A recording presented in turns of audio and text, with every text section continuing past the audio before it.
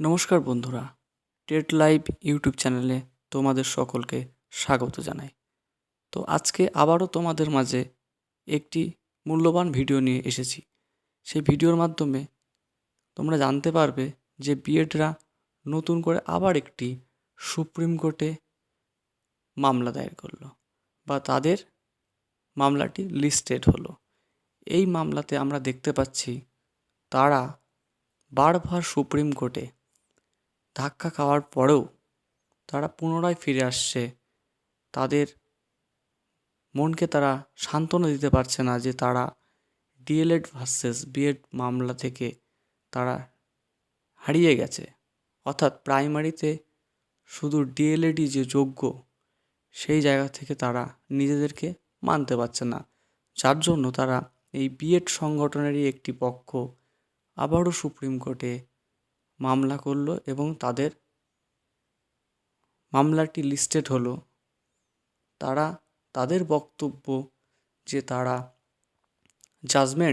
Supreme কোর্টের main judgement আসার দিন পর্যন্ত তারা এলিজেবল, অর্থাৎ 18 থেকে 23 সাল পর্যন্ত তারা নিজেদেরকে বৈধ বলে দাবি করছে।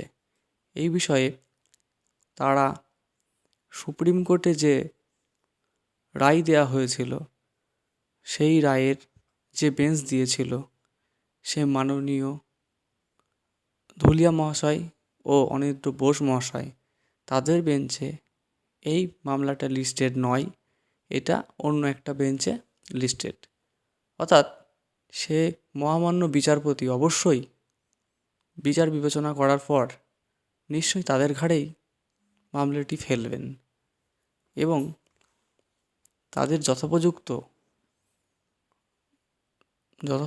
কথাবার্তা বা আলোচনার পর নিশ্চয়ই মহামান্য বিচারপতি তার বক্তব্যটি পেশ করবেন এবং মামলার ভবিষ্যৎ বা ফলাফলটা প্রকাশ করবেন বা কিংবা খারিজ করবেন সেটা দেখার বিষয়।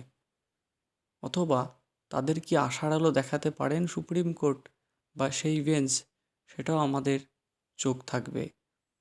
এবং যাতে তারা আগামী দিনে এগিয়ে যেতে পারে এর জন্য প্রত্যেক রাজ্য সরকারের দেখা উচিত বা বিএডদের কথা ভাবা উচিত। যেখানে বিএডরা প্রাইমারিতে এলিজিবল নয় সেটা তাদের মেনে নিয়ে আগামীতে এগিয়ে যাওয়া উচিত এবং তাদের যথোপযুক্ত জায়গায় যাওয়ার ব্যবস্থা সেই রাজ্য সরকারের করা উচিত। তো দেখা যাক বন্ধুরা, আজকে আমাদের ভিডিওটা এখানে শেষ করছি। প্রতিদিনের মতন আবারও বলবো, সবাই ভালো থেকো, সুস্থ থেকো। পরের ভিডিওতে ফিরে আসছি। নমস্কার।